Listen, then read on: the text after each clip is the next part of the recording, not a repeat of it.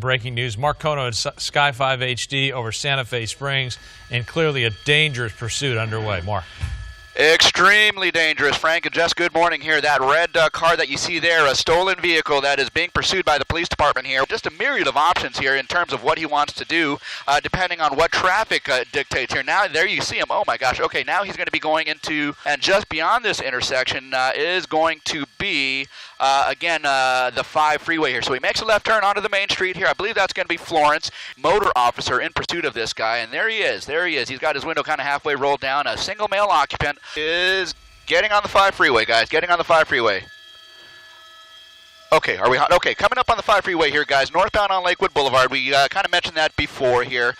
Turning northbound on Lakewood from Florence, or the northbound 605 in a matter of another 10 seconds or so. So let's watch and see what he does. If he stays on the right shoulder, or in fact in the right 2 lanes, he is going to be stuck on that 605. And so there you go. He makes his way over to the left. It looks like based on this, he could stay up on the intersection right now. Opposite lanes of traffic. Florence is where he's at. And, oh boy, look at that. Tricky situation here. Cross traffic. Just a lot of traffic to contend with. We're hearing a passenger as well was in a Target parking lot for a few moments doing donuts there, then went through neighborhoods.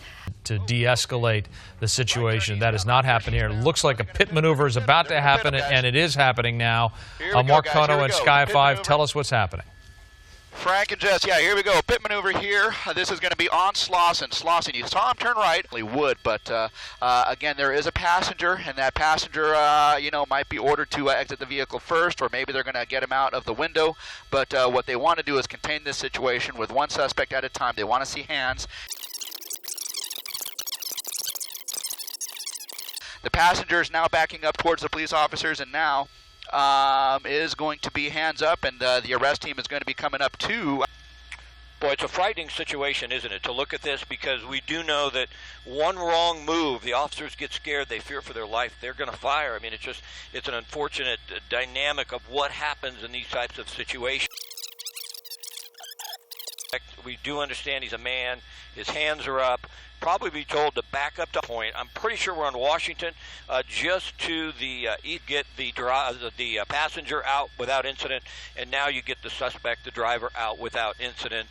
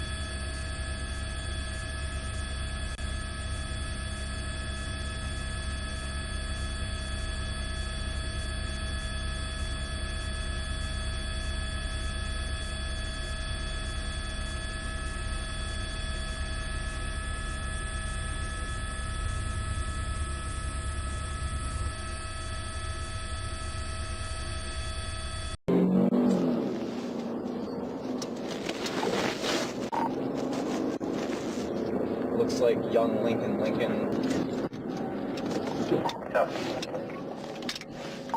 Contact Greenfield. Vehicle just made contact with another vehicle on 76th and Layton. Contact the FD. The vehicle started on fire.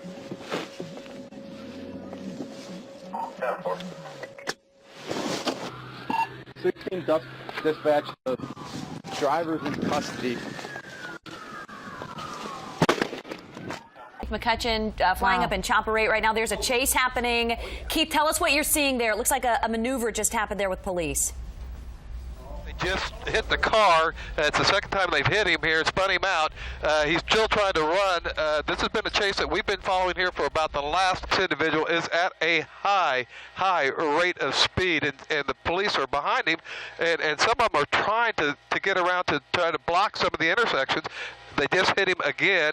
They keep trying to spin him out to get him to stop, but the individual just does not want to stop here. We're kind of continuing to watch him. He's turned around, and now he's going back the other direction. He hit something there. It looks like they may have cornered him at this point in time. They've got to take off again. So the officers have him out right now. Looks like they're putting handcuffs on him out of the car again. So this chase has come to an end again, as I'm trying to figure out up here. And again, we'll try to figure out exactly what street this is that he's on here. Again, this is on 56th Street. It looks like it might be a woman here.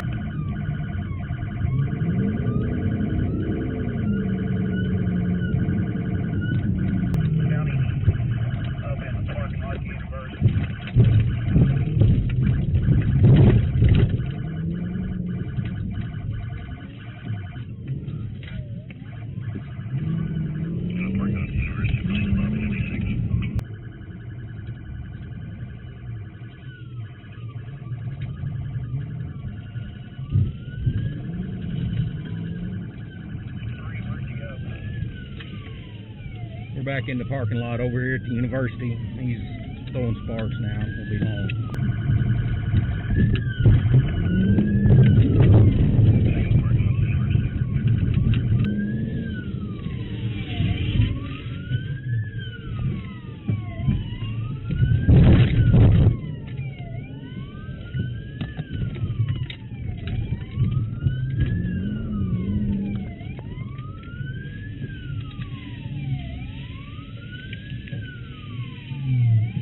We're right outside University PD.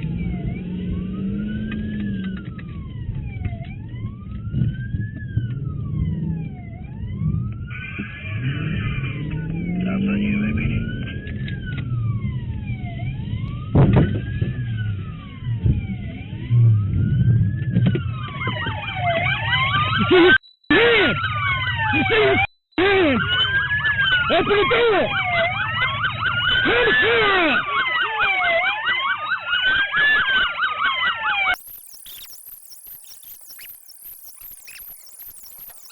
Come on!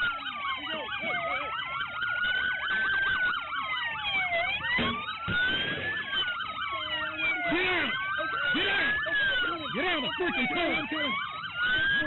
Get out!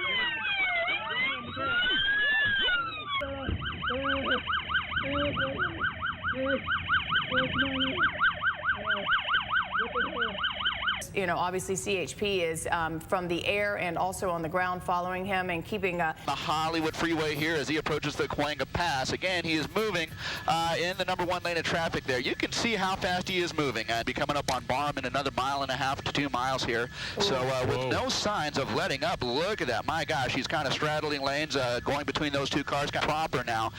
We don't know how, gosh, my God, okay, coming up on slower traffic here. What's he going to do? Is he going to force his way through?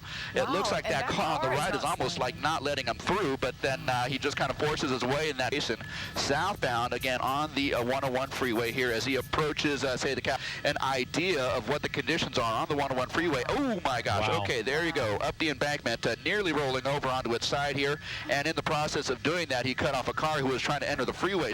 But it looks like, oh, my gosh, he's going to get off the freeway here, narrowly, oh, my gosh, missing that turn and avoiding contact with that one. a white towel or something white in their hand. So not just one person now with the driver. We could see 2 people in the car here. And again, this driver, if you're just joining us, has been on at least 4 freeways.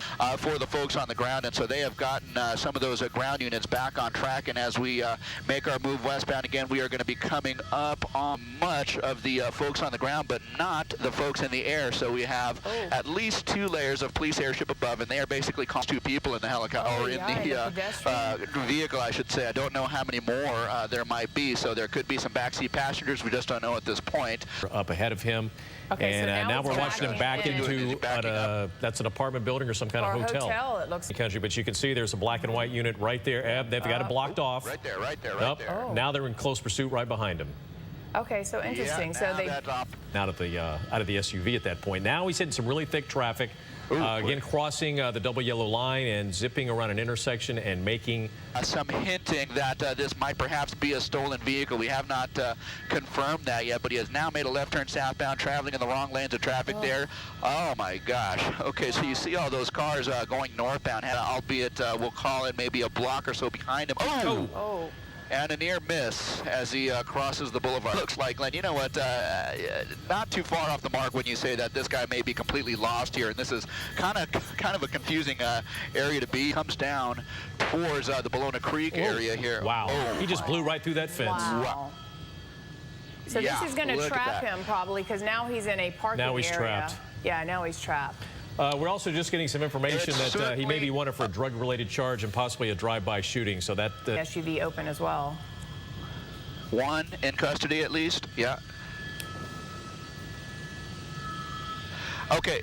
Guys, it looks like we have at least 1 in custody here, and a second suspect here is in the wash running, and so it looks like the police department is. So we kind of heard some of the radio chatter, and in fact, you know, we know at least 2 people, and there might have been 3. One not under suspicion here, but you know, it looks like this is an area that's kind of frequented by bikers and joggers in the area here. I see a couple of access points out of the neighborhood and into the creek area here, so it looks like this may be you know, himself essentially up there and basically blocking the door so that anyone coming through that door might be met with some resistance and might not be able to open the door, in fact. And so this is going to be one of the few options ahead in Sky 5. I'll send it back to you. Okay, Mark Kono, thank you for that. And again, the suspect, he has no place to go. He does have the stairwell blocked off. He's just sitting there just kind of contemplating